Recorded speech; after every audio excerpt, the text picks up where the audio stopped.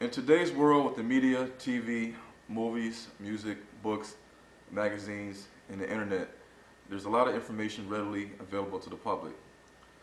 For years and centuries, blacks have learned all about history through a European influence. It has influenced the Black Christian Church and has influenced all races in America to develop stereotypes on the black race. Most people are conditioned to believe everything they are told by their parents, school teachers, pastors, and also their friends. We're also programmed to believe everything we see on TV. But what if everything we've been told is a lie? What if our history is a lie, or a half lie, or a half truth? What happens when we get tired of hearing, well, that's the way it is, and that's all we know, or let's just move on to the next subject or chapter? What happens when we start to wake up and demand answers to all of these unanswered questions? Satan and the powers of this world do not want us to wake up. America does not want an informed people, especially an informed black race. What's even worse is that they do not want an informed, educated, fed up, and unified black race. In this DVD documentary series, I'm going to go into depth, revealing our history using biblical facts and historical actual facts from many, many years ago. I'm going to expose some of the lies we have been fed and uncover the truth. Once I explain our history, I'm going to correlate it to how it's affecting us, meaning the black race, right now, today, in America, and even the world. You will begin to wonder and say, I wasn't crazy after all. And it has to be a reason as to why blacks have been suffering for what seems to be an eternity. Hopefully, after I connect all the dots, exposing all the lies, deceit, and agendas that Satan has used to destroy blacks using other races, you will finally see how it all makes sense. Someone once quoted, "A lie cannot live forever." Well, this person was correct. So get ready to have the very foundation of what you've been taught all these years shaken by the truth. After you've seen and heard what I have to show, I guarantee that the way you think will never be the same. The truth shall set us free. All right, so this is the presentation, Last Days, Hebrews to Negros. Now, this presentation is much needed today. A lot of people, they are basically, how to say it, in darkness. A lot of people are asleep to what's going on behind the scenes, and a lot of stuff we've been taught as children, we just take that and run it as this as truth. But it's a lot more behind the scenes that's going on. A lot more in terms of government, religion, society, education that people don't understand, even our history and our culture as itself. So this presentation is basically going to kind of expose all the hidden truths and lies that's been going on for thousands of years. So basically, right now, it's time to get ready to learn the hidden truth of what's been kept from us for all these generations. This presentation is like no other presentation you have seen. Are you ready to have your mind blown? It's time to open your eyes to see things from a different perspective. All I ask is that you keep an open mind and judge for yourself after you have seen everything. So the question I'm asking is can you really handle the truth? A lot of people say that they can handle the truth, but they really can't handle the truth, because when you give them the truth, it just shakes their world, shakes their foundation that they've been taught, and it's really hard for people to break out of that conditioning and programming that they receive from education, from their parents, and from society.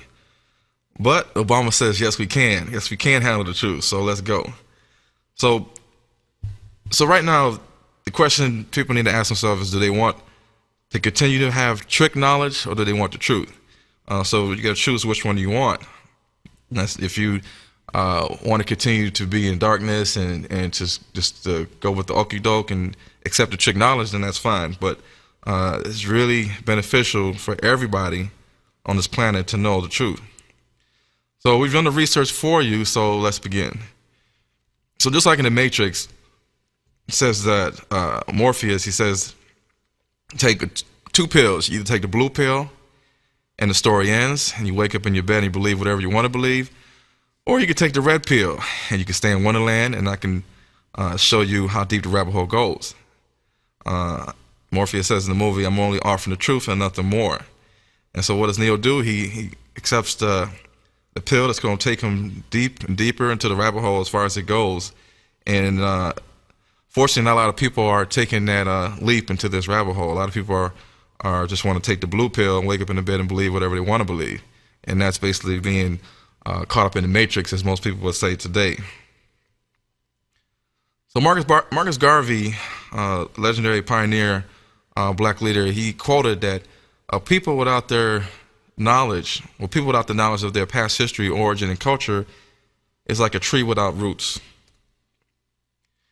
And one of the famous quotes by Harriet Tubman is that she said that I freed 1,000 slaves.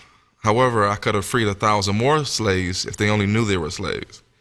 And that's very interesting because a lot of people, they're living in a world, their own little box, and you try to awaken their mind and get them to see things from different perspectives, but they don't want to hear it. They don't want to hear anything that's outside of what they've been taught. And so, in a sense, they are like the person that's been a slave so long that he doesn't even know he's a slave. He's comfortable with it, and he can't live outside of being a slave. And so when it comes time to run away and be free, he feels like everything is all good. The master treat me right. I'm eating. I got a family, and he feels like, nope, I'm not going anywhere. And unfortunately, that's the problem with a lot of African Americans today. We continue to be in this slave mentality. So a lot of times in the Bible, it talks about the curse of Canaan, and also talks about the curse of Israel. Now, a lot of people, a lot of even Africans will say, well, is it the curse of Canaan, or sometimes they say Canaan? That's the reason why black people are going through what we're going through in Africa and even in America. So the question is, that I'm trying to portray is, who are we? Why can't we get ahead? Why does everyone hate us? Why are we always treated unfair? Why are they trying to get rid of us? Why can't we stick together? Why is there so many obstacles preventing us from succeeding? Why does the world discriminate us based on skin color? And why do we work for everyone else? Now, Obama, he did a speech in Roanoke, Virginia in 2012. And basically, Obama's telling us here, and this is what he quoted, if you've been successful, you didn't get there on your own. You didn't get there on your own. I'm always struck by people who think, well, it must be because I was just so smart. Now, there are a lot of smart people out there. It must be because I worked harder than everybody else. But let me tell you something. There are a whole bunch of hardworking people out there. Now, Obama says that if you were successful, somebody along the line gave you some help. There was a great teacher somewhere in your life. Somebody helped to create this unbelievable American system that we have allowed you to thrive in. Somebody invested in roads and bridges. If you got a business, you didn't build that. Somebody else made that happen. The internet didn't get invented on its own. Government research created the internet so that all the companies could make money off the internet. Now, this is what Obama was saying. So somebody else supposedly made all of this stuff happen. If you're successful, somebody else made that happen. But who is that somebody else? Is it God, or is it the government, or is it some other entity? So in our dollar bill says that in God we trust. But God can mean a lot of things. God can mean Baal, it could be Moloch, it could be Dagon, it could be Ishtar, it could be Yahweh, it could be Jesus, it could be Jehovah, it could be Allah, it could be whatever you want it to be. So the question is, why can't I be successful? And more importantly, what God are we trusting in? Are we trusting in the government, or the God of the Old and New Testament, or whatever your God may be?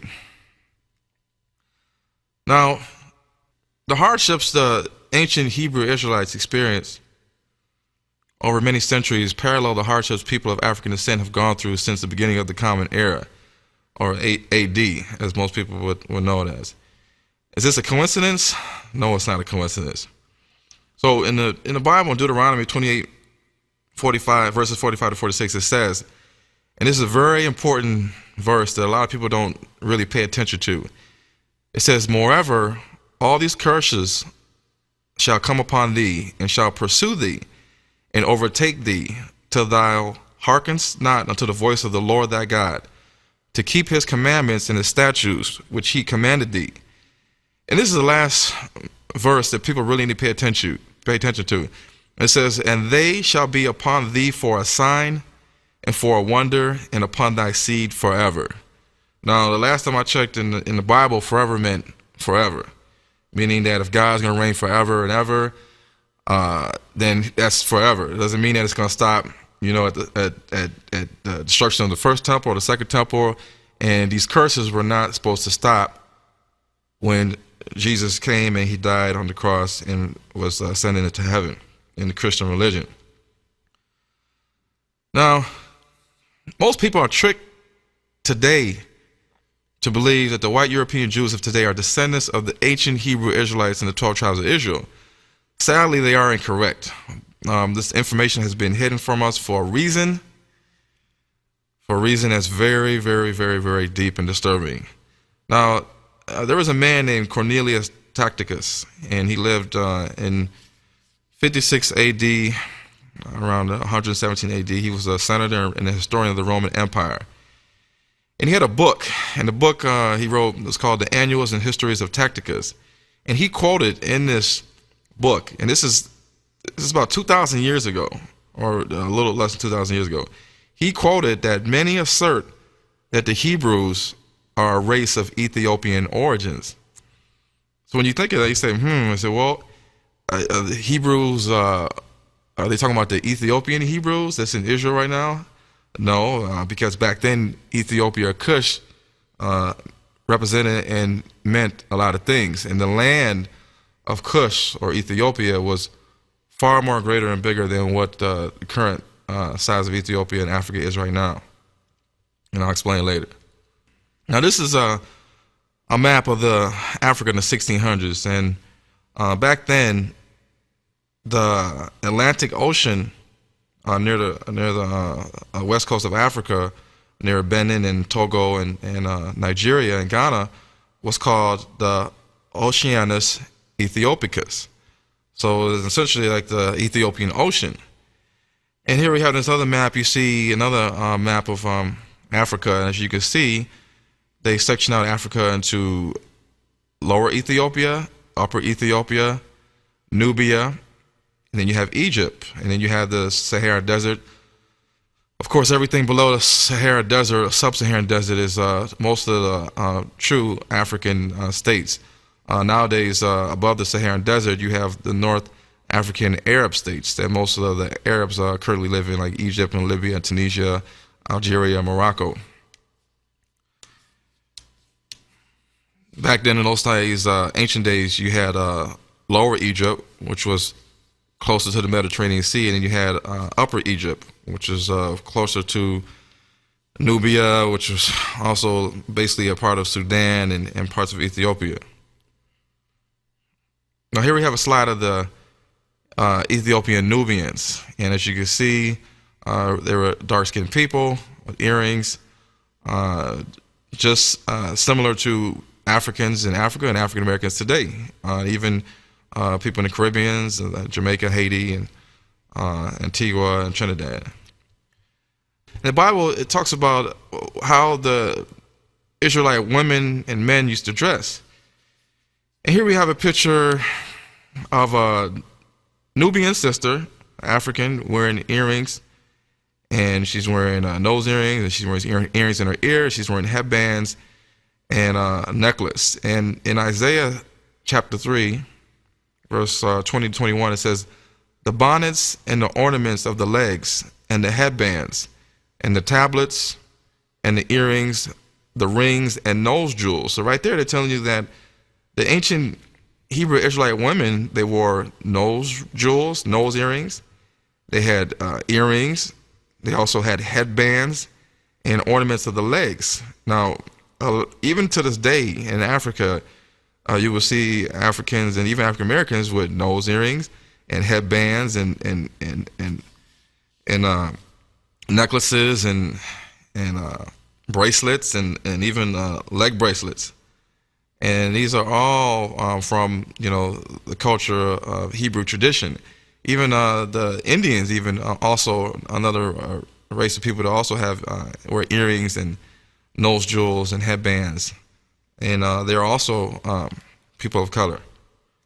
Now, this is just showing some ancient history. Back then, there was a pharaoh, and you have to excuse my pronunciation. A lot of these ancient words can be pronounced different ways, but there was a man named Taharka, and he was a pharaoh of the ancient Egyptian 25th dynasty from 690 BC to 664 BC. And he was also the king of the kingdom of Cush in Nubia, which was located in northern Sudan. He reigned in the Egyptian 25th dynasty as pharaoh of Egypt. And as you can see here on the slides, he's definitely a black man with the white nose and the full lips and the brown skin. And here we have another slide of Pharaoh Taharqa, founder of the Kushite Empire. And you could spell Kush with a K or with a C. Here's another picture of King Taharqa representing the Sphinx, just like in Egypt, with the snake. Here we have a picture of the Sphinx at Luxor, Egypt, and as you can see, here's some more pictures of the Sphinx, just like the king of Nubia had. And as you can see in the background, you see the obelisk, which is, I'll explain that later in the slide. And here we have another king of Kush, Nubia, King Kashta. And King Kashta, as you can see at this slide, he's a black man, and he has the same crown and headdress as the ancient Egyptians, with the snake right above the temple, right above the forehead, above the nose, just like King Tut of Egypt over here to the right. And it's amazing how everybody thinks of the Egyptians and the pharaohs are wearing these crowns with the snakes at the top of the head, but they were also doing it in Ethiopia, Kush, and Nubia too as well. Now, there's a fact that there are more pyramids in the Ethiopia-Sudan area, 223 in total, than there are in Egypt. So who influenced the pyramids all over the world? Because there's pyramids, in South America, there's pyramids in China, they reported, there's pyramids in Egypt and Sudan, and in a lot of different places there's pyramid-type structures. So here we have on this slide, you have the pyramids of Meroe, ancient Kush, Sudan / ancient Ethiopia, and then you see over here pyramids of Giza, ancient Egypt.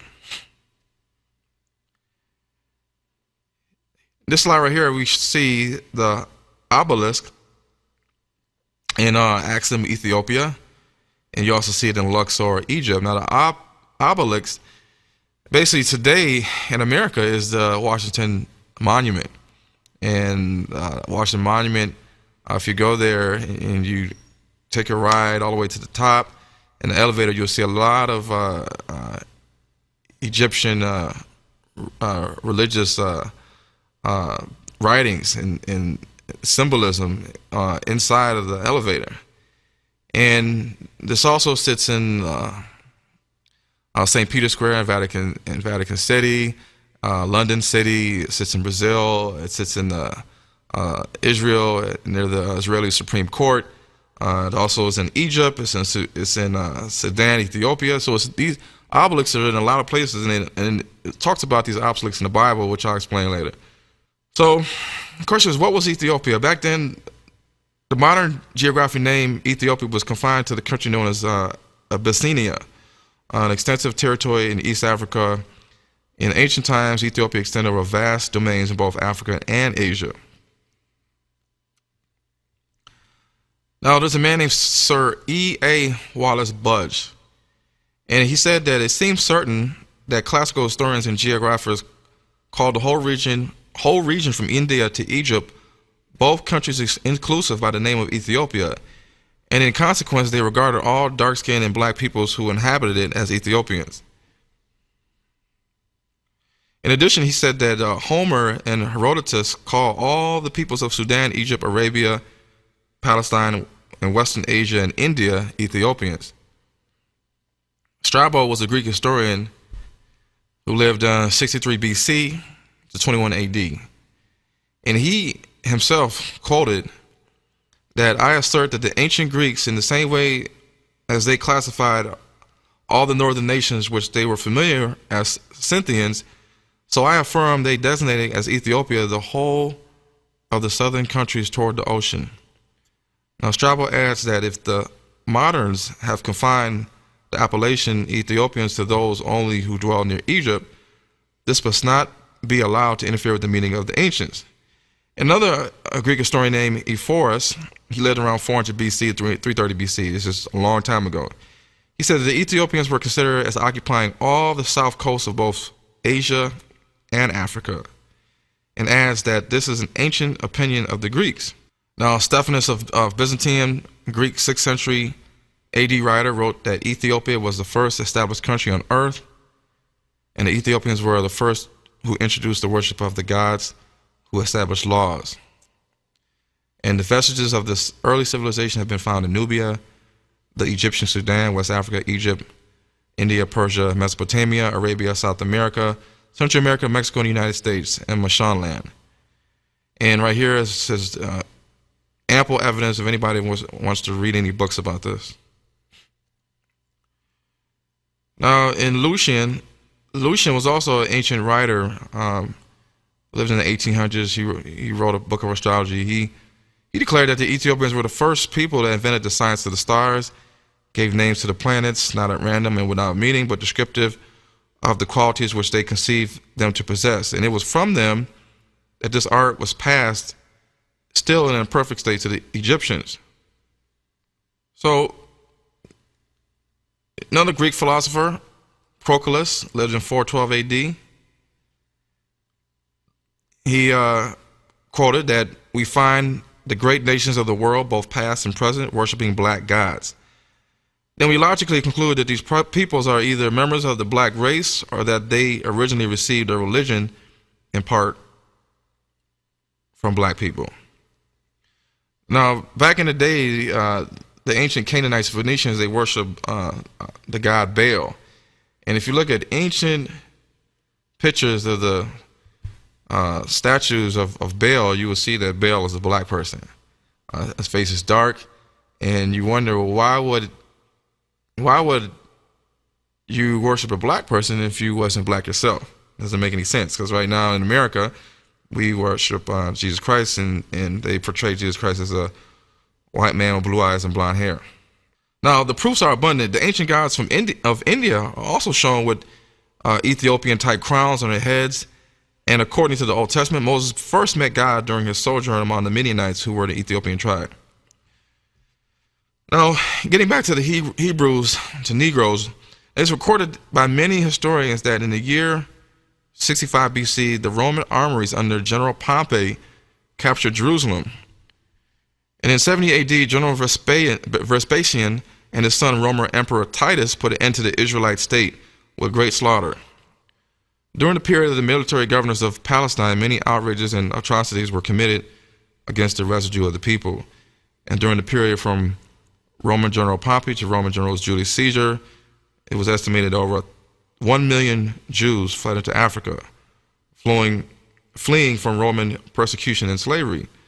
It's also a known fact that the slave markets were full of black Israelite slaves. And this is in the book of Babylon to Timbuktu by Rudolph R. Windsor. Here's a slide picture of Roman Emperor Titus when Vespasian was declared emperor on July 1st, 69 AD. His son Titus was left in charge of ending the Jewish rebellion. And in 1770 AD, he besieged and captured Jerusalem and destroyed the city and the Second Temple of Solomon. Now, after that, and throughout time, before that, the Hebrew Israelites had escaped persecution and captivity and being killed by fleeing into where else but not other than Africa and Arabia. And from Arabia, it went down into the bottom parts of Arabia, Yemen, or Yemen and Qatar, Oman right now, and a lot of times they crossed over the Red Sea over into Ethiopia, and they either traveled across Africa to West Africa, or they traveled down into South Africa. And from Africa, of course, as many people know it, the slave trade market took Africans or Hebrew Israelites dwelling in Africa, and they were black themselves, all across the world to be scattered into all the nations. Now, we, as African Americans and even blacks living in Jamaica and Brazil and Suriname and Guyana and Haiti and Dominican Republic, we describe ourselves as being from that land. I'm Haitian, I'm Dominican Republic, I'm Dominican, I'm from Brazil, I'm Cuban, I'm African American, but we really don't know who we really are. You know, all we know is that we are descendants from Africa, but in Africa there are a lot of different people. There were a lot of different descendants of Cush and Mizraim and Put and Canaan, and also the Hebrew Israelites. But the Bible says that, Deuteronomy 32 verse 26, that it says that God will scatter the Israelites. Now it says here, I said I would scatter them, the Israelites, into the corners of the earth. In parentheses, I would make the remembrance of them to cease among men. Psalms 83:4 says, they have said, come and let us cut them off from being a nation, that the name of Israel may be no more in remembrance. In Jeremiah 17:4 it says, and thou, even thyself, shalt discontinue from thine heritage that I gave thee, and I will cause thee to serve thine enemies in a land which thou knowest not. For ye have kindled a fire in mine anger, and which shall burn forever. Now, in these three verses, it's saying that God's going to scatter the Israelites into the corners of the earth.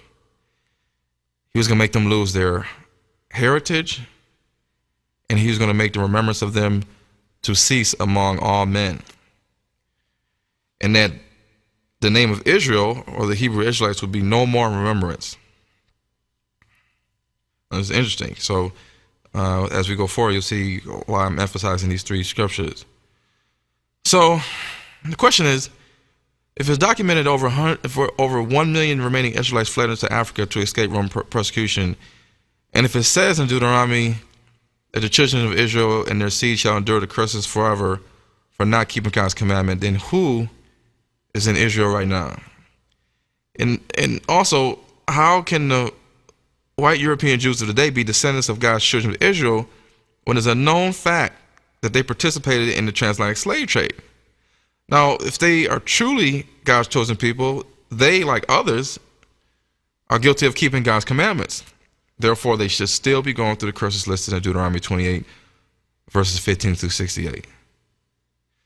Now, the scriptures also say that the Israelites will be led into captivity and scattered across the world. But how can this be correct if the so-called white Europeans called Jews were the ones that were taking slaves into captivity all across the world on the slave ships? So, you know that one cannot be a slave and also a slave master.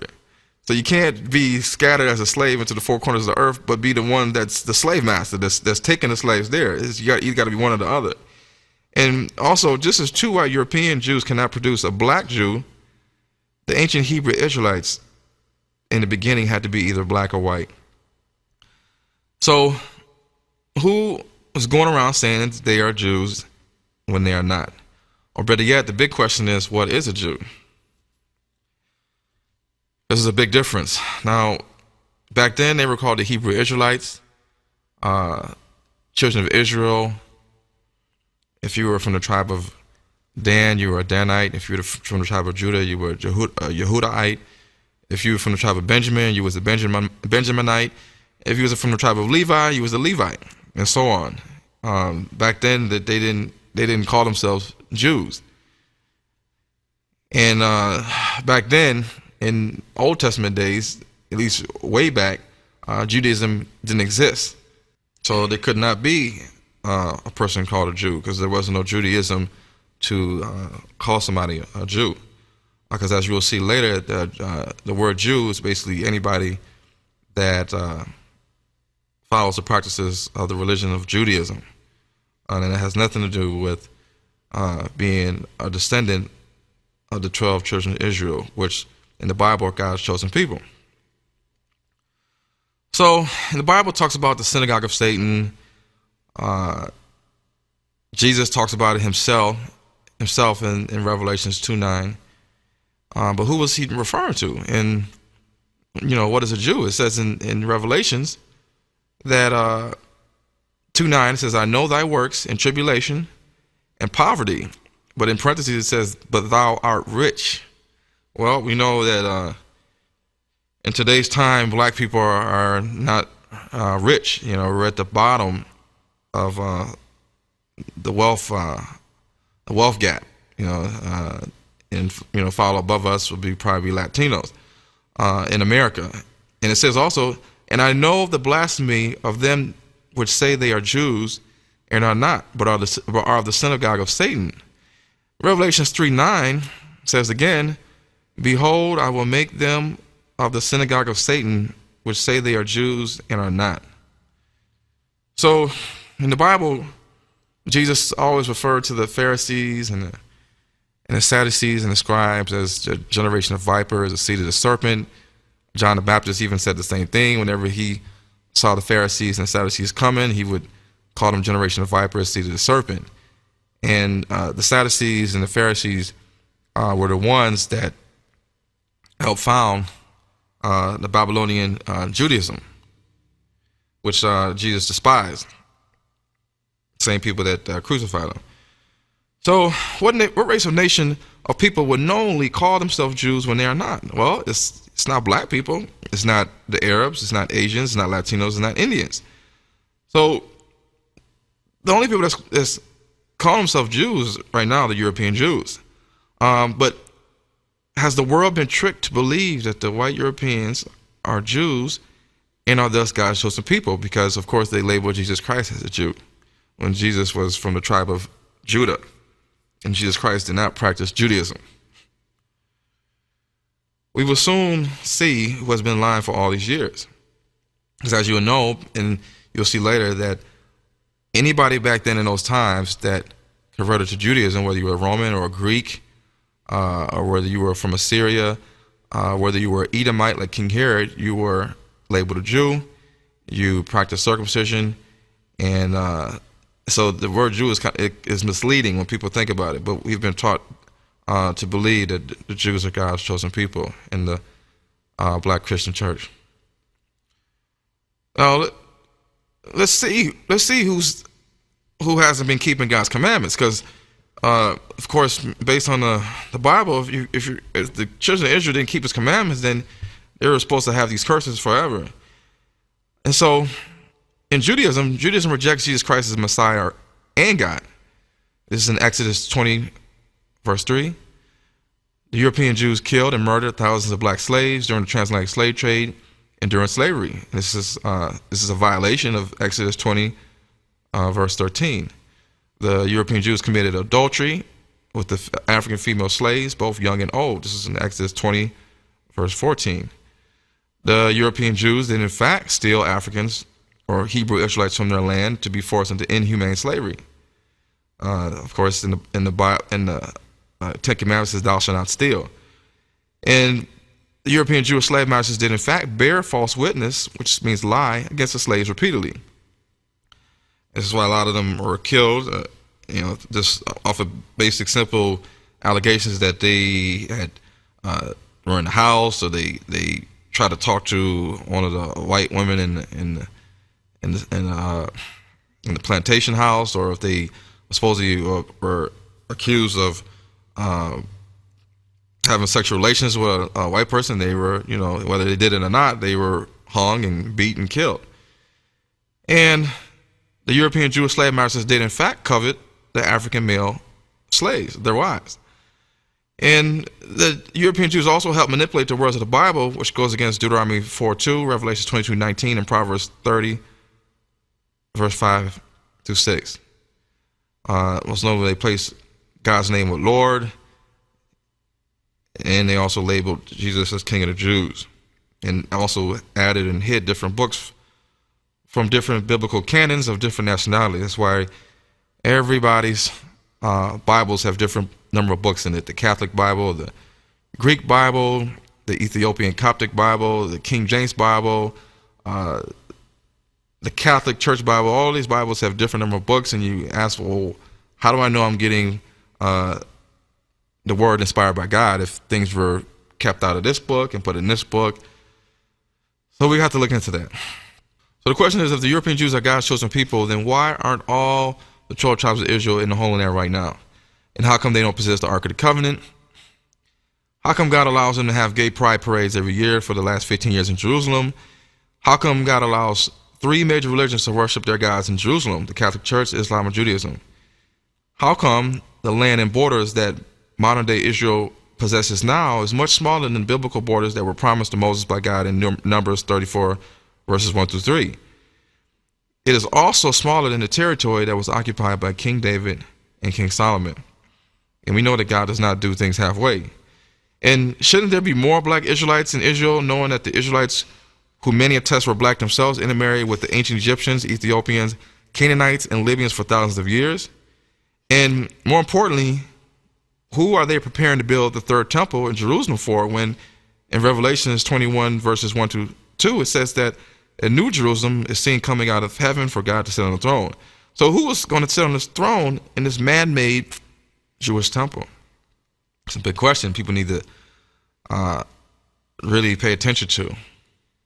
So during Jesus' time, most of the children of Israel were already scattered and lost per the scriptures from their different run-ins with captivity and slavery and exile from the Egyptians, from the Assyrians, from the Babylonians, from the Persians, from the Greeks, the Romans. So after the destruction of Solomon's temple in 70 AD, the last of the real Hebrews had already been scattered into neighboring countries like Africa and Arabia. However, back then the face of Africa and Arabia was different because the Arab Islamic Empire didn't even conquer these areas until 600 AD. But Jesus himself predicted that the Israelites would be taken as slaves and scattered into all nations. He called the people who would possess Jerusalem afterwards Gentiles. Now in the black church, we always taught that we are Gentiles, Latinos are Gentiles, everybody's a Gentile except for the Jews that we see walking around in America and in Israel and all over the world. In Ezekiel 39:23, it says that the heathen, which is all the nations that are not Israelites, shall know that the house of Israel went into captivity, which is slavery, for their iniquity, because they trespassed against me. Therefore I hid my face from them and gave them into the hand of their enemies, so that they fell by the sword. So in Luke 21:24, this is Jesus' words himself, and it's in red, just like in the Bible. And it says, and they, the Israelites, shall fall by the edge of the sword. Back then they didn't have guns. And shall be led away captive into all nations. That's very important, because when it says to be led away captive, it means led away as a slave, but it says into all nations. And Jerusalem shall be trodden down, which means taken over, of the Gentiles. Gentiles are those who are not Israelites, until the times of the Gentiles be fulfilled. So when is the Gentiles' time of fulfillment? It's a big question. Nobody pays attention to this. If you go further, in Luke 21:25-27, Jesus explains it. He says, in these times there shall be signs in the sun, and in the moon, and in the stars, and upon the earth distress of nations, with perplexity, and the sea and the waves roaring, men's heart failing them with fear, and for looking after those things which are coming on the earth. For the power of heaven shall be shaken. And here comes the shaker. And then shall they see the Son of Man coming in a cloud with power and great glory. Now, folks, when you look at this last verse, it says that when these signs in the sun, the moon, the stars, the waves of the sea, people are going to be scared. The earth is going to be shaken, and then the Son of Man is going to come. This is the second coming of Christ. So according to the scripture that Jesus is talking about and prophesying, is that the Gentiles are still supposed to be in Jerusalem even until this day. Because as we know, the second coming of Christ has not happened yet. So if Jesus is saying this, that when he returns for the second coming is going to be the time the Gentiles will be judged and taken care of, who is in Israel now? Because right now we know that the Palestinians and the Gentile European Jews are in there right now.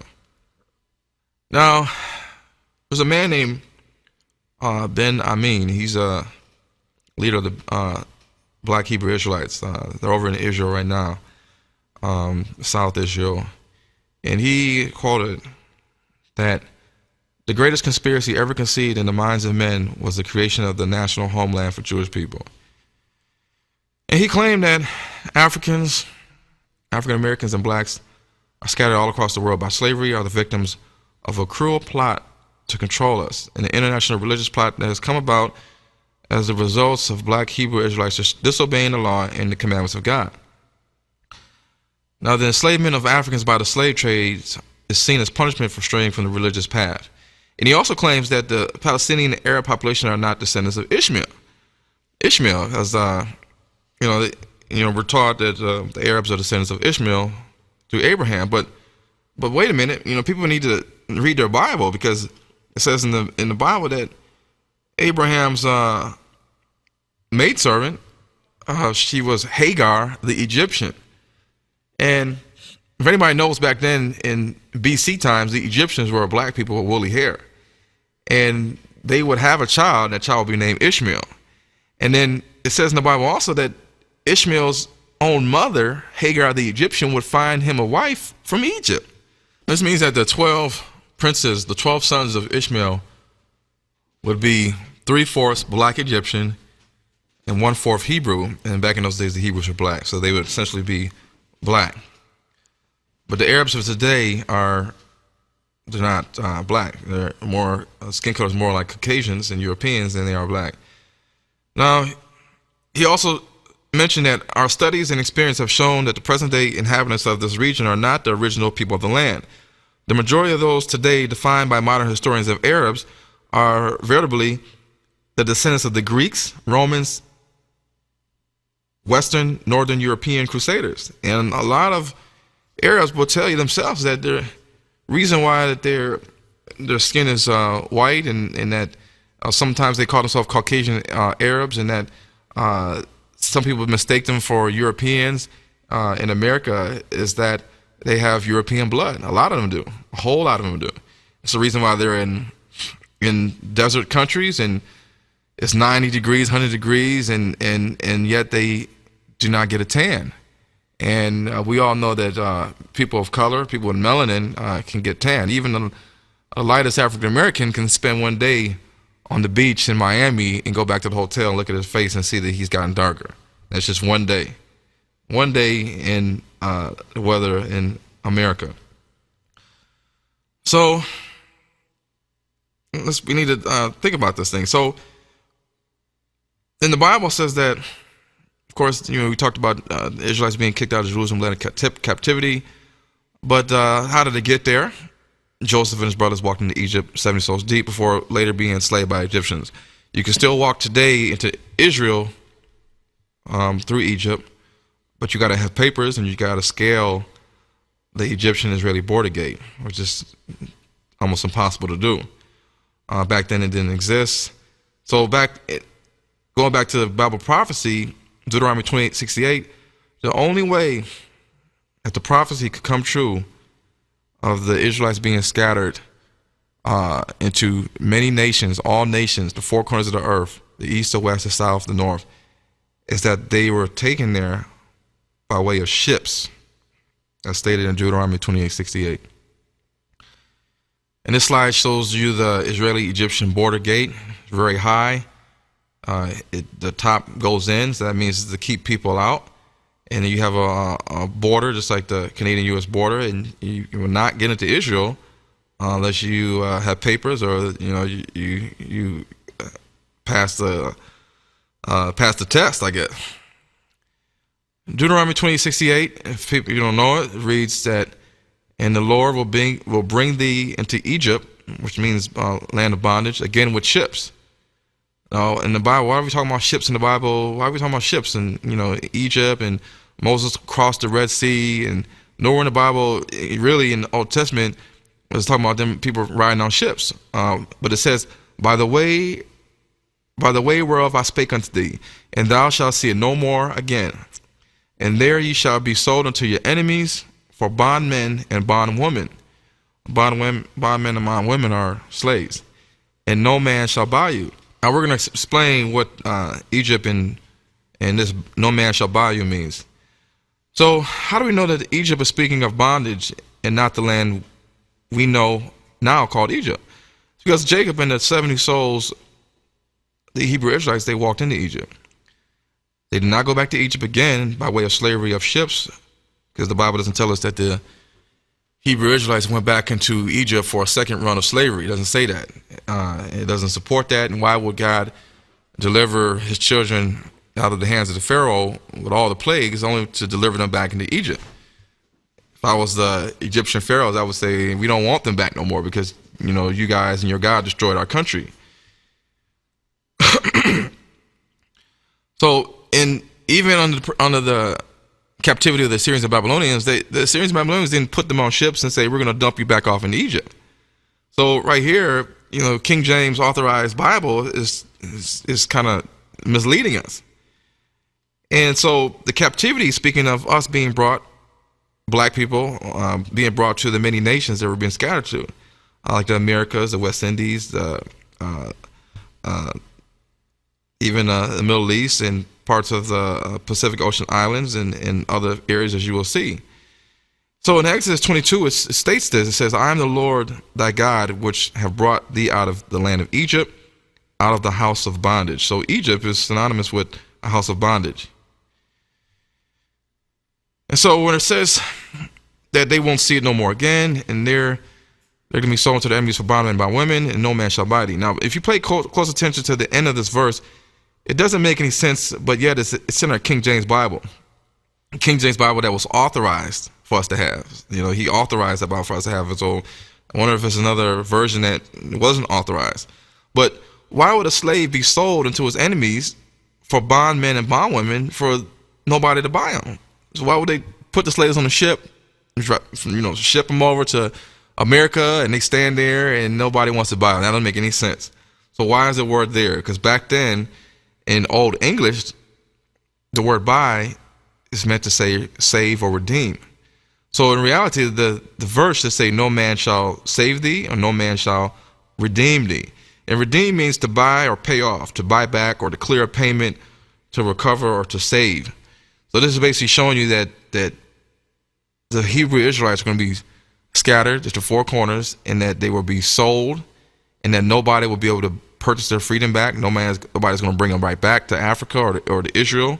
And this basically is foretelling what happened to the Hebrew Israelites then, and even what's been going on with people of African descent to this day. So it's evident that the black Hebrew Israelites were sold to slavery, that they were not saved, nor did they have their freedom bought back. But this was part of the punishment, the curses of Israel that God sent on them for not obeying his commandments for 1,000 years. Now, again, the slavery that happened with Africans, it fits the description of the curses to the T. That happened during the transatlantic slave trade, the Arab slave trade, and if you want to also add in the Indian Ocean slave trade, for over 1,000 years. But the Holocaust only lasted 12 years. And the Holocaust, they were already in the land. They were already in Europe, Germany, and all the places. So they didn't have to be rounded up on ships. They were already there. Now this is a slide picture of some Africans on an Arab slave trip. And as you can see, the majority of them are boys, are men. Another picture we see right here of the construction blueprint of the slave ships, where they had the slaves packed like sardines, inhumane conditions. But was the slavery foretold in the Bible that was going to happen, thanks to the Europeans and the Arabs in America? Because in Obadiah it says, chapter 1, verse 4, says, though thou exalt thyself as the eagle. Now, the symbol of America and the nations of the Europeans is and always has been the eagle. The USA, Greeks, Romans, Spanish, even Germany under Hitler used the eagle as a symbol. And then it says in Obadiah, and thou shalt set thy nest among the stars. Now we see America, we have satellites in outer space, we land on the moon, and we also see that a lot of the Arab nation flags have a star and a moon. And that's interesting because they were the main races of people that were enslaving Africans or African Hebrew Israelites. So was this scripture foretelling the black Hebrew Israelites being enslaved under the Arabs, the Americans, the Europeans, the Romans, the British, the Spanish, the French, and the Portuguese? It's very interesting.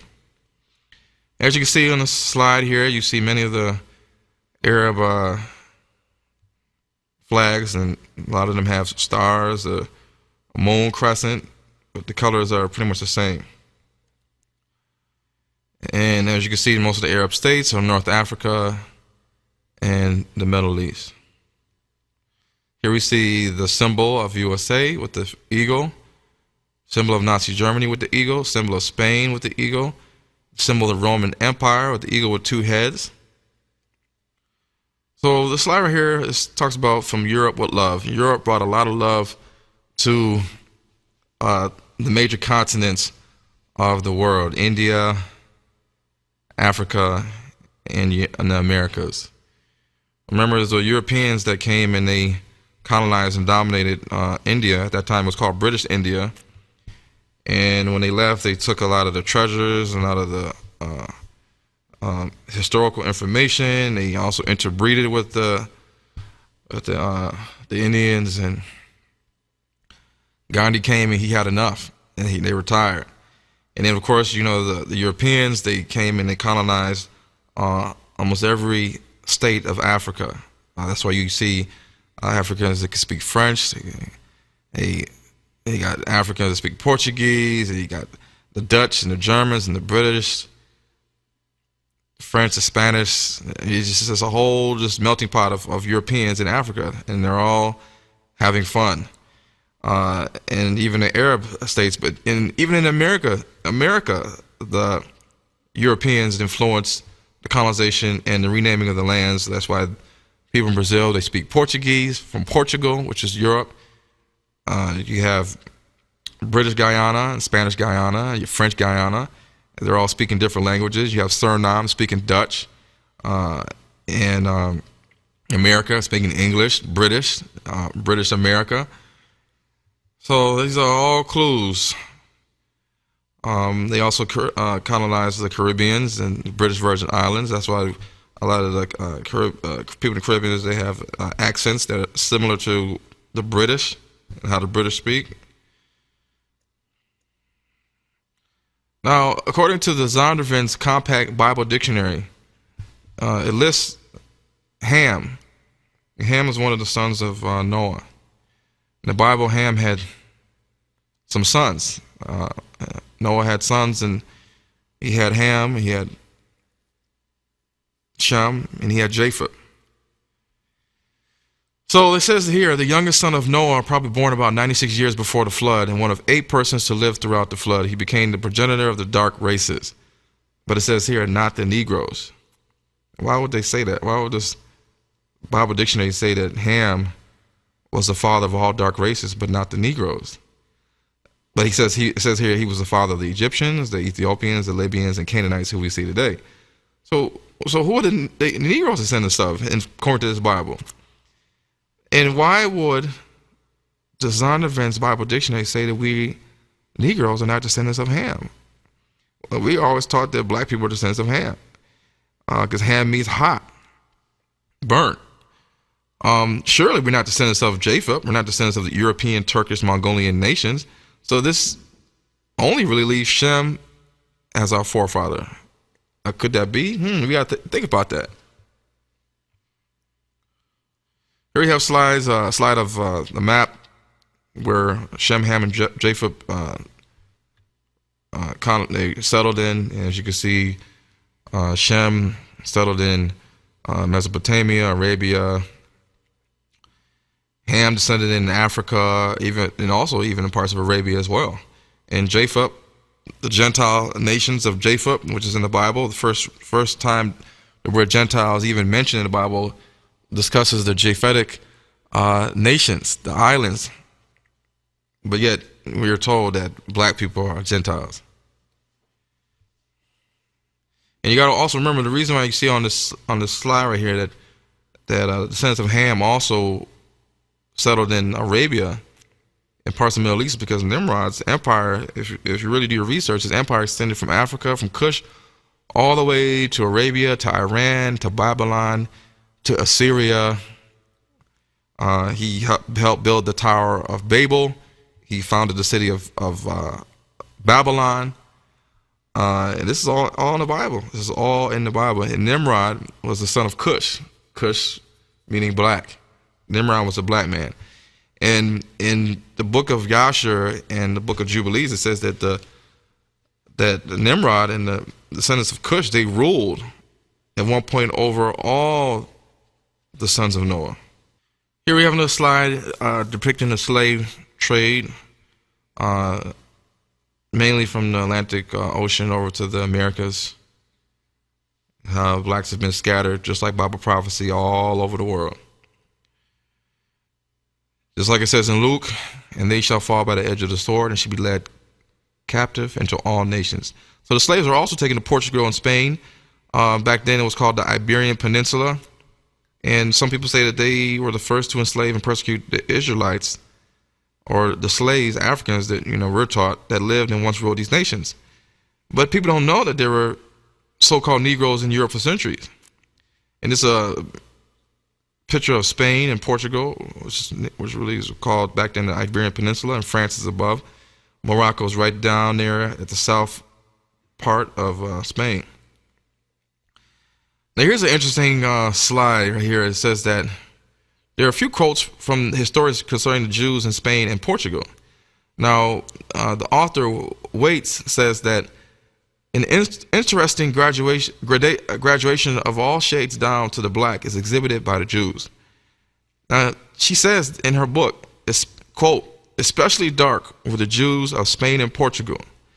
The Portuguese Jews were very dark, says co-author J.C. Pritchard. Now, the Duchess de Abrantes, which was, she's born 1784, died 1838. She was the wife of Napoleon's ambassador to Portugal. And she said, quoted herself, in 1700s, that the Jew, the Negro, and the Portuguese could be seen in a single person. And this is in a book, Nature Knows No Color Line. And it says, so dark were the Jews, especially of Portugal and southern Spain, that many whites thought that all Jews were black or dark. Many of the Jews who were banished from Portugal by John II settled in the West Indies. John Bigelow, who visited Jamaica in the 1850s, saw the descendants of these Jews and said that they were Negroid. And this is also in the book, Nature Knows the Color Line. But the mystery is, how did these black Jews become misplaced, even to this day, by a group of white Jews, European Jews, call themselves the Sephardic Jews, as you will see further. And we gotta separate who was a Jew, meaning who was a black person practicing Judaism, versus an actual person that was from descendant from the tribe of Israel. So it's been said that when the Arab slave traders took slaves from West Central Africa and dropped them off on the Iberian Peninsula, that they referred to them as the people of the book, of the Yehudi, which means the children of Israel. So when I was doing research, they talk about the Arabs came and they took the slaves and they brought them to Spain and Portugal. They said, well, what do you have for us? And they said, well, these people on the ship, they call themselves the Yehudi. And the people was like, Yehudi, what does that mean? And they said that Yehudi means children of Israel, people of Israel, or children of Judah. And the Arabs also referred to them during this time of the slave trade as the people of the book. And we all know that the people of the book is the people of the Bible. And it's also said that the Europeans, the Khazar, which I'll explain later, the Khazar European Judaism converts, even African tribal chiefs and Arabs participated in the selling of Hebrew slaves, as it was a big moneymaker back then. And the Hebrew Israelites were a black nation just as the other nations of Ham, the Ethiopians, the Egyptians, Libyans, and Canaanites. The curses of Deuteronomy 28 verses 15 to 68 foretold the Hebrews' long destiny of captivity. Even today, there are Africans who call African Americans or Negroes the people of the book. This also applies to the Hebrew Israelites that were scattered to other nations and islands of the sea. Okay, so the Arabs knew who we were back in those days, even though back in those days we weren't called African Americans or Jamaicans or Haitians or Dominicans or Brazilians. They knew back then that we were the people of the book, the people they had on the slave ships that they were taken to the Iberian Peninsula, Spain and Portugal, and to all other countries of the world by way of the Arab slave trade. They knew exactly who they were putting on the ships.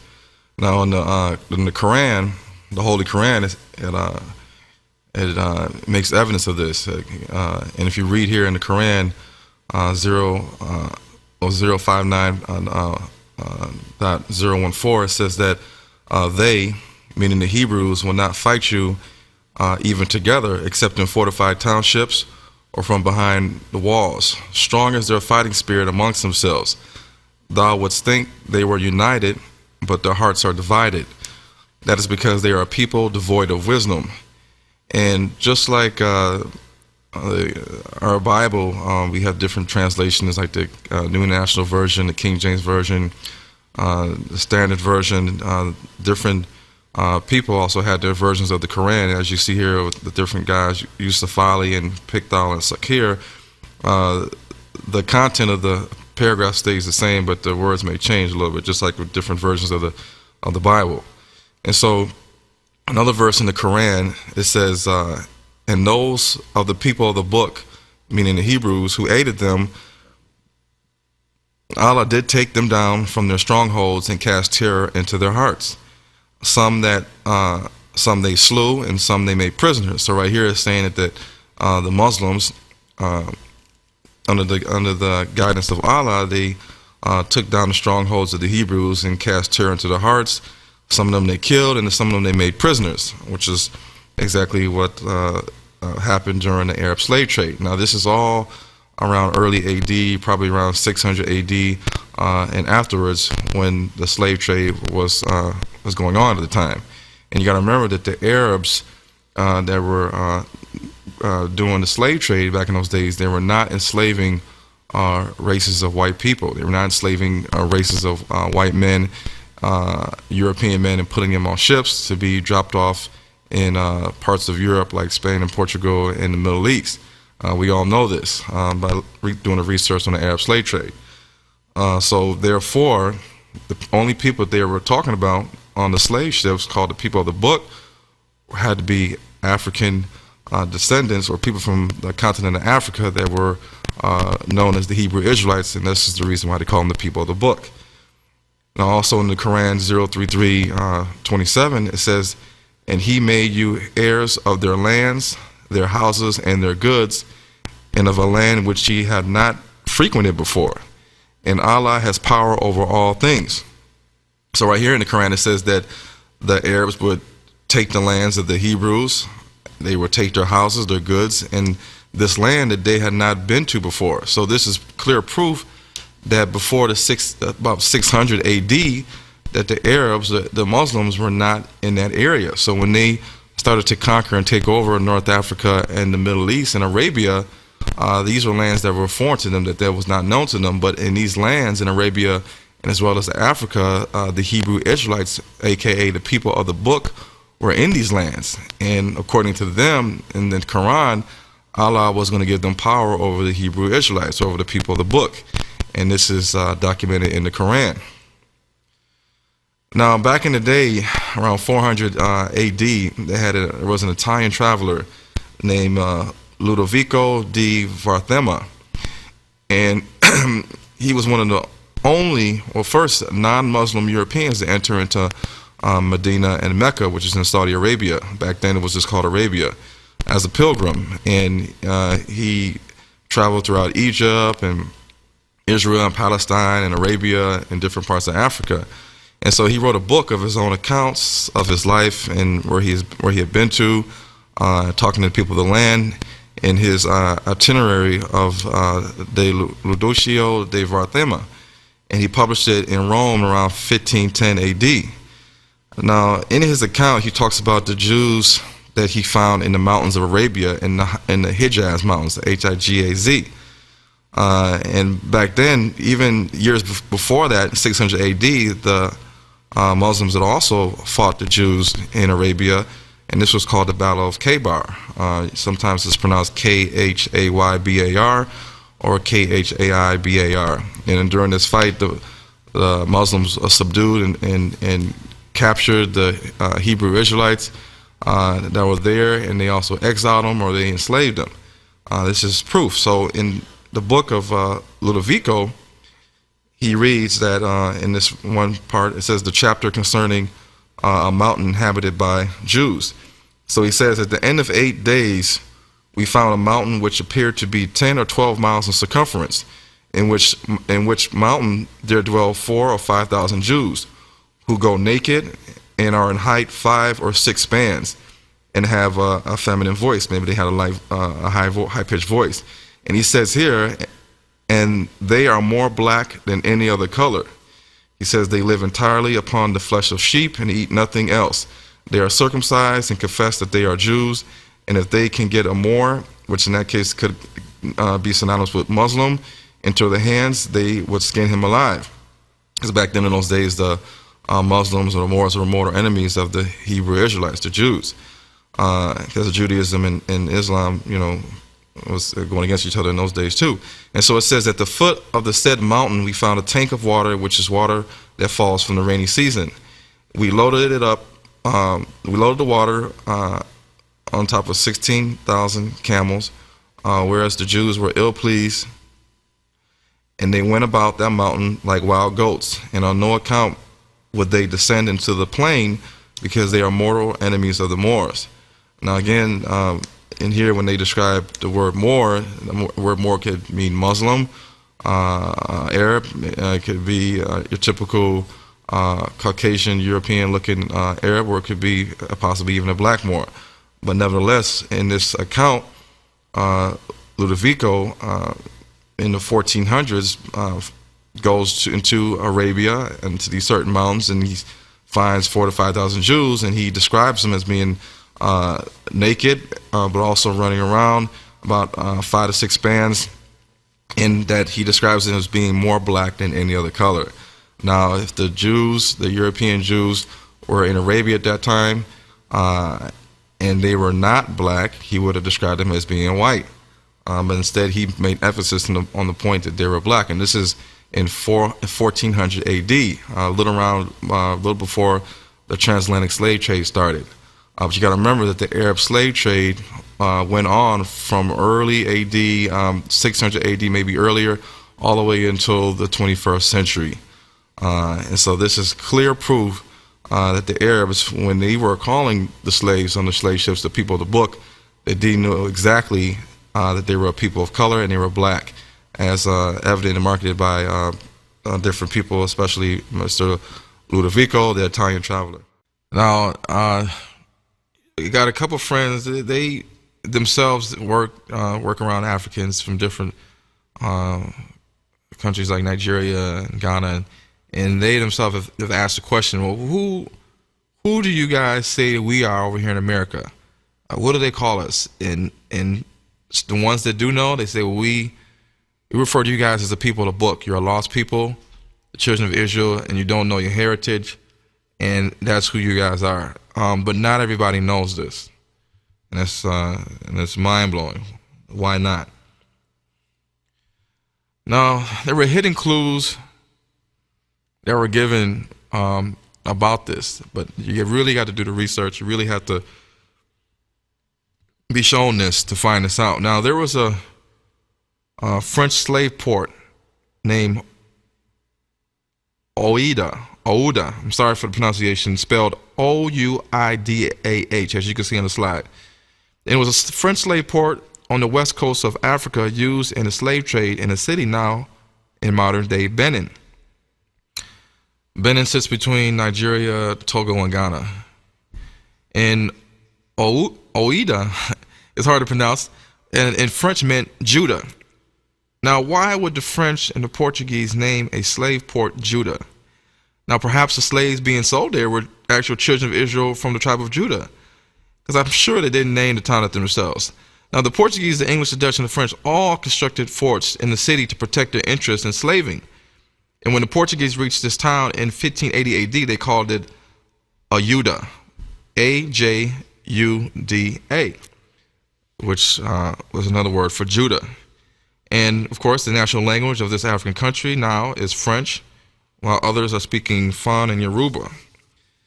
And as you can see on this map here, you can see right where it's at. It's right on the coastline of the Atlantic Ocean, a little small town in Benin, between Nigeria and Ghana. As we also know, the slave trade also was going on through Nigeria and Ghana. Anybody can go back to these countries and they can visit the slave ports and see the shackles and the place they would hold the slaves before the ships rolled up and were ready to put them on the boat. And here's a picture. It says right here, former slave market site, entrance fee. You can go there now and probably pay some money to visit and see and sightsee the slave market. And here in Ouida, the slaves would walk down this area to get to the sea, and it's almost like they would get ready for a big journey. And it's kind of scary because when you look at it, it's like a big pillar, and right above the pillar on the the painting on the pillar, you see a whole bunch of slaves with chains on their wrists, behind their back, all in line to get on the ship. And this is actually in Benin right now. And here's a close-up picture. It shows the slaves standing with their arms shackled and chains, all chained to each other so they can't run away. And here you see the ship in the background. And the name of this port in French was Judah. And people need to think and wake up. And yes, Africans enslaved Africans as well. The same way black Egyptians enslaved the black Hebrew Israelites and other black nations. Now, we know by looking in the ancient pictures of the Egyptians on the walls, we have never, at least I've never seen the Egyptians enslaving a race of white people. I've never seen the Egyptians standing in their positions of power with a group of people doing slave work, but white in appearance. Every time you look, it's always people of color. And it's important to know, because when people say that Moses is white, people have these movies like Noah and the Son of God and all this stuff, and you see all in the Bible series, you see everybody is white. It does not make sense. It's not correct. They're basically tricking America and the world, and we're just going along with it. So even in Oman, the natives of Oman, the men in Muscat, Oman, here in the slide, it says in the 1860s, an estimated 13,000 African captives were taken to the Gulf every year, and 4,000 to 5,000 were sent to Sur in Oman. Legal slavery lasted in Saudi Arabia and Yemen until 1962.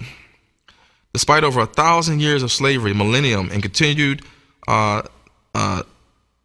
dominated practices of slavery by the Arabs, the Islamic world still is perceived widely as less racist, more tolerant, and welcoming of blacks than the West and United States. But nobody talks about the Arab slave trade. The Arabs they were taking slaves back in the early AD, way before the transatlantic slave trade happened, and it continued for over 1,000 years. Even continues some parts of Africa even now, in Sudan, Mauritania. It's sad that nobody really knows this. But when are we going to wake up? Remember, just because other nationalities like the Arabs and the Jews and Europeans have businesses in our communities, it does not mean that they necessarily like us or intend to help us. And a lot of this stuff is deeply rooted. Just like there's still signs of racism and prejudice in America today from whites versus blacks. There are also the same stereotypes and prejudices from Arabs against blacks. They may not say it outwardly, but behind closed doors, it's still inbred in them from generations of slavery that we underwent under the Arabs. Of course, the real reason why other races of people have businesses in our community, like Arabs and the Europeans and the Asians, is because it's to make money off of us. It's simple and plain. They are not inviting us to dinner with their families, nor are they helping to rebuild the communities that are tore down that they do business in. They could care less about our community. They care less if the schools are shutting down. They care less if it's potholes, as holes in buildings, as long as their business is making money. They could care less what the community looks like. So, new casinos, a new Red Wings arena, which is projected in 2016, Ford Field, Comerica Park, are not benefiting the black citizens of Detroit. It's all benefiting other people. This is why we see majority of Detroit is going down. Education, housing, but then you see Midtown and downtown Detroit is flourishing and thriving as we speak. Here we have pictures of the slave trade, the Europeans. Also, a lot of people don't know this as well. Some Indians don't even know this, that the Dravidian Indian, dark Indian, back in the day, the original Indians are Dravidian Indians, which are the dark Indians. Ones that are just as dark as black people or Africans. They were also indentured servants or slaves, and sometimes called the Dalits or the Untouchables. And they were brought to South Africa in the 1800s by way of the Dutch and Muslim slave traders. They were only identified by their number, just like in the prison system. Today, the majority of their descendants live in the city of Durban, South Africa. Back then, they were called the Cape Colored. Back in 1800s, they also were brought to the Caribbeans and South America as indentured servants. They wanted to, work and make money to send back to their homeland. But before that, the slaves were doing all the work in these areas. But then when they freed the slaves, they said we need to still have some form of slave labor. And so they pitched the idea to the Indians that you can come over here and set up shop and like indentured servants, and they eventually was able to obtain land. And even today, in modern day times, Guyana, one of the richest people in Guyana is, if you ask anybody from Guyana, is the Indians that came there, brought after the slaves were brought there. That's interesting. So let's talk about the Jews.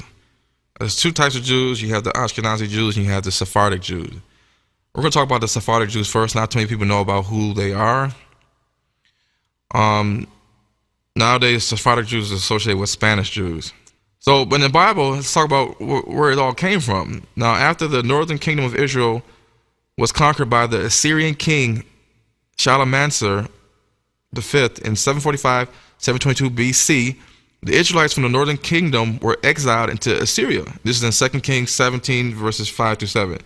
Now, the Assyrian king then imported groups of people from his country, Assyria, to replace the exiled Israelites in order for him to maintain and control the land of the exile. So he got rid of the Israelites out of Israel, and he told his people, come on in, set up shop, we got to take over this land, nobody's here, we're going to have to, keep it going. And that's what they did. And so of these people, the Sephardian people, excuse my pronunciation, were one of these groups, along with the Kuthites and the Arahites. And the word Sephardic comes from this word Sephardim people. In 2 Kings 17:24, it reads, for all those that want to see a scripture, it says that, and the king of Assyria brought men from Babylon, which is modern day Iraq, and from Cutha, which is modern day Iraq, and from Ava, which is over in that area, and from Hamath, and from Sepharvaim. Sephar, you see the word Sephar, the root Sephar with the Sephardic Jews, and he placed them in the cities of Samaria, which is northern Israel, instead of the children of Israel. And they possessed Samaria and dwelt in the cities thereof.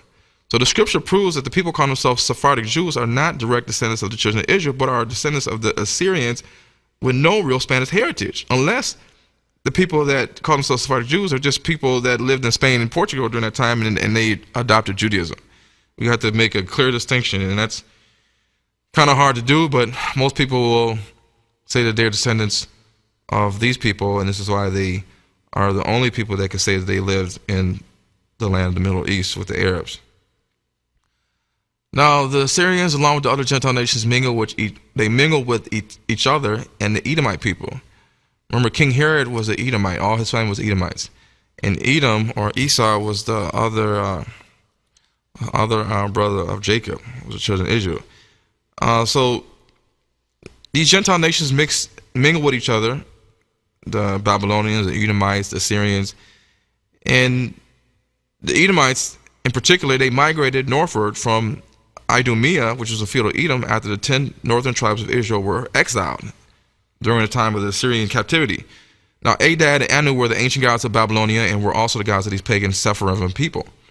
The Sephardim people, calling themselves Jews, were a mongrel people whose descent is directly a mixture of these Assyrian people group, Edomite blood, and perhaps a small remnant of the Israelites behind. This was back in thousands of years ago. The Edomites migrated into the land originally occupied by the northern kingdom of Israel, which will later be called Samaria, and also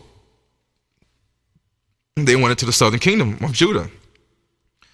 So this religion, the religion of this area, also became of mixed character with diversity of people. And this is in 2 Kings 17:24-41.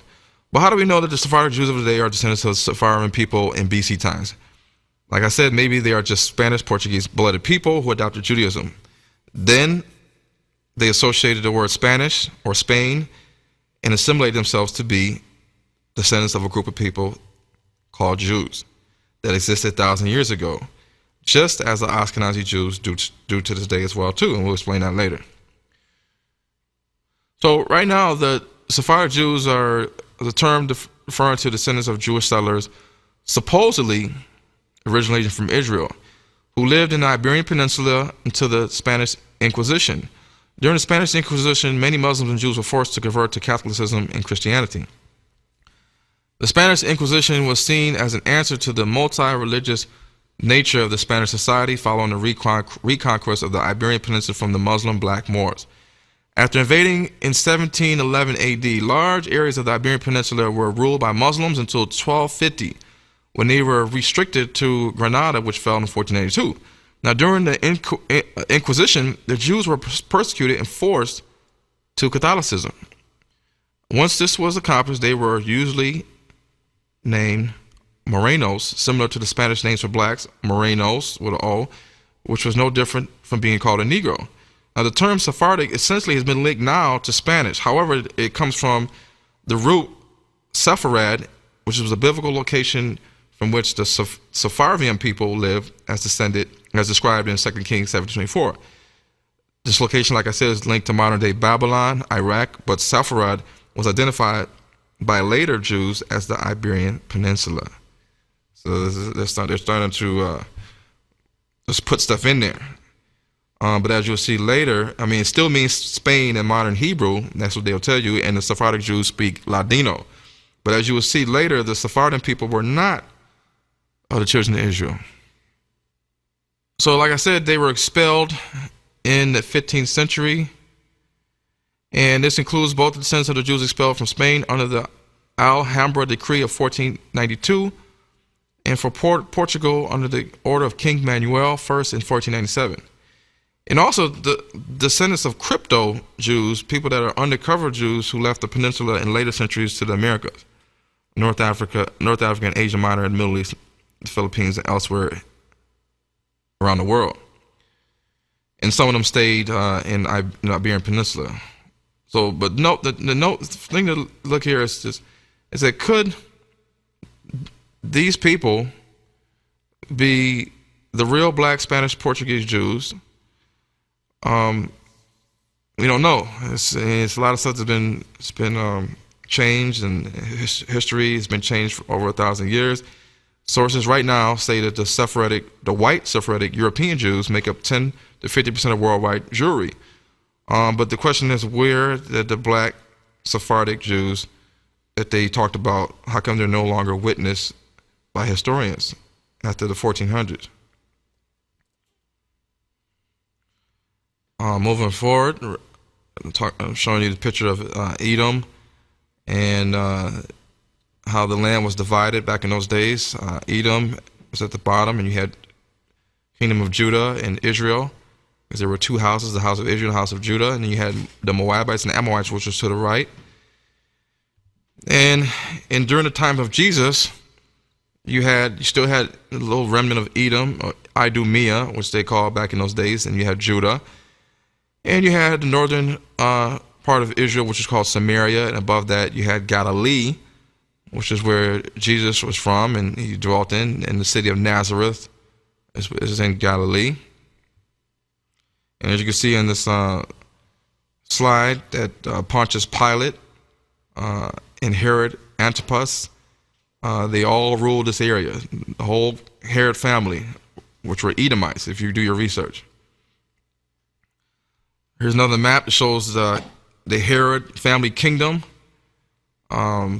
extending from Edom to Judea to Samaria, all the way close to Syria and Galilee. Now, a lot of people don't know that Herod was an Edomite. So essentially, Herod was a descendant of Abraham. And he was a descendant or a cousin, or he's a relative of Jacob and children of Israel, because Jacob had a brother named Esau, and from Esau came the Edomites, and the Edomites were the Israelites' natural-born enemy.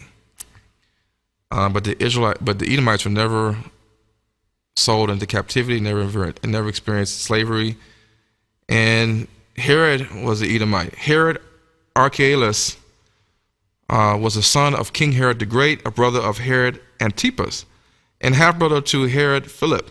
His mother was Maltase, and Archelaus lived from about 23 BC to about 18 AD. After the reign of his father, he became the governor of Judah, or Judea, as well as Samaria, which was also part of the ancient land of Israel, and Edom, which was also known as Idumea. Now, in the book of Matthew, it mentions this guy named Herod Archelaus in Matthew 2, verse 22, in connection with Joseph, Mary, and Jesus returning from their exile in Egypt. Now, remember, God told Joseph and Mary to take Jesus to Egypt and to stay there until Herod, the ruler of Herod, died. And, again, why would God tell Mary and Joseph to flee Herod? Because Herod was trying to kill all the males, the males that were young, like 1 or 2 years old, so that he can perhaps kill the Messiah. So why would God tell Joseph and Mary to hide in Egypt if Jesus and Mary and Joseph were white? It'd be so easy to go over there and find Jesus, because he would not blend in with the Africans and the people living in Egypt. So when old man Herod died, the son Archelaus was still ruling at the time, and a part of that area. So Joseph feared Archelaus and didn't want his family to be anywhere near him. So instead of settling his family in Bethlehem, which was near Jerusalem, he chose to settle in Nazareth, which is a remote town way up in the northern part of Israel and Galilee, far away from where Herod Archelaus was at. So Matthew 2:19-22, it says, "But when Herod was dead, behold, an angel of the Lord appeared in a dream to Joseph in Egypt, saying, Arise and take the young child Jesus and his mother and go into the land of Israel, for they are dead which sought the young child's life. And he arose and took the young child and his mother and came into the land of Israel. But when he heard that Herod Archelaus did reign in Judea in the room of his father Herod the Great, he was afraid to go thither." That's a known fact that there were no real boundaries between Idumea and Judea in ancient times. Now, Idumea was right below Judea, just like Ohio was right below Michigan. Idumea was close in proximity to the land given to the tribe of Judah, and Simeon. During 100 BC, the Romans and Greeks were in control of Egypt and Judea in Israel. Less than 100 years after the destruction of Solomon's temple in 70 AD, John Hyrcanus I was a high priest and ruler of the Jewish nation of Judea Samaria. Now he was a Hasmonean Maccabean, parentheses, as he was the son of Simon Maccabeus. Now the book of Maccabees is in the Catholic Bible. It's in the Ethiopian Coptic Bible, but it's not in our King James authorized Bible. Now, I don't understand why they have 7 more books than we do. I'm sure King James, he knew about these books, but he decided that, you know, we couldn't have these books. And this is also a trick. So, he was a Gentile Jewish ruler that practiced Judaism. So John Hyrcanus was a Jewish ruler. They called him a Jewish ruler. Why? Because he practiced Judaism, but he was not of Hebrew Israelite stock. He was a Roman by blood with Greek names given to his children because his offspring was half Greek and half Roman. His wife was Greek. His son, Aristobulus, was a Roman/Greek and assumed the power of the Hasmonean kingdom after his father's death around 105 AD. Now, if you look at his last name, Lous, most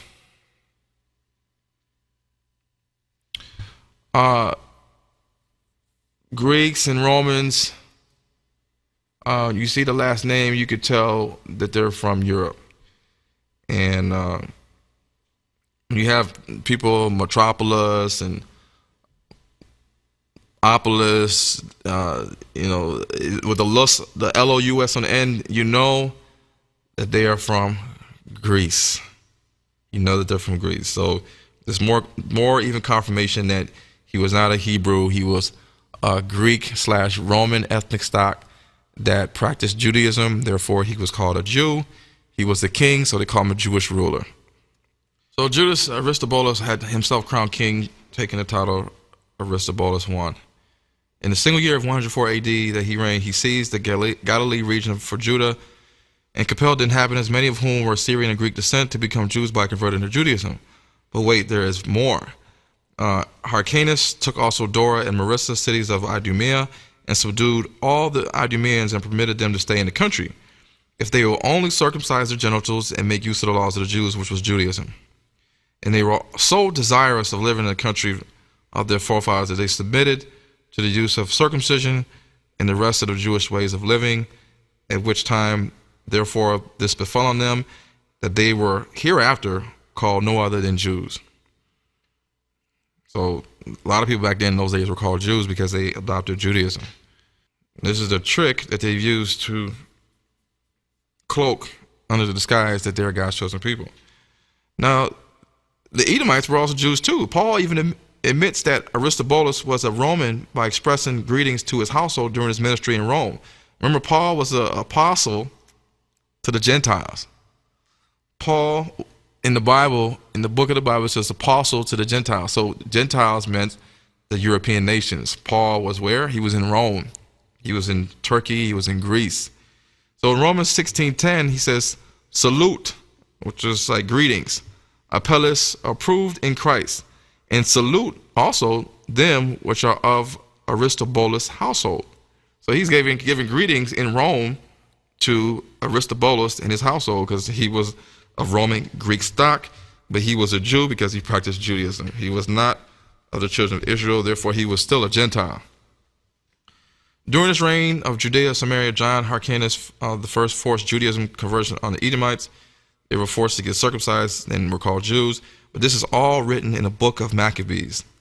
And it was also written by a Roman Judaism convert, Flavius Josephus, which was also a Roman, but they called him a Jewish historian because he practiced Judaism. And as you can see in a picture, you'll see that he is white and Caucasian, just like the Greeks and the Romans in that time. Now, this is very, very, very mind-blowing that I was able to come upon. And Flavius Josephus, any Jewish rabbi knows who this guy is. He was an ancient Jewish writer, historian during the Roman Empire. He had access to a lot of writings, and he wrote about the Jews, and he kind of exposed who they are. And so he says here, that country is also called Judea, and the people are called Jews. And this name is given also to as many as embrace their religion. Their religion is what? Judaism. Though they be of other nations. So right then he's telling you that they are Jews because they embraced it. They embraced Judaism, and they came from other nations. It didn't matter. It didn't matter where you came from. You come from India and say, I practice Judaism, therefore, okay, you're a Jew. You live in Judea. You even double stamp with the approval that you're a Jew. Now, this is proof that the Jews in this time were simply Judaism converts from other nations like Greece and Rome. And then he goes on to say that, but then upon what foundation so good as Governor